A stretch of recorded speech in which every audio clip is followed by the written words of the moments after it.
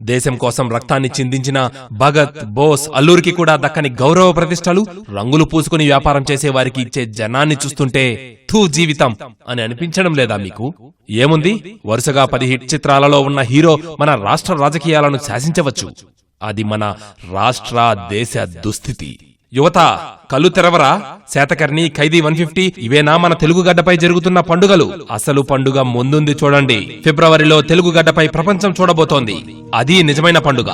ఇస్రో ఏకంగా ఒక రాకెట్ ద్వారా 103 శాటిలైట్లను అంతరిక్షంలోకి పంపబోతోంది. ప్రపంచ దేశాల యువతంతా ఈ విషయం గూర్చి చర్చించుకుంటూ ఉంటే, ప్రయోగం జరుగుతున్న మన సొంత రాష్ట్రంలో, ఇంకా తెలుగు రాష్ట్రాల్లో ఆ ఊసే లేదు. ఎంతటి దౌర్భాగ్యం మనది.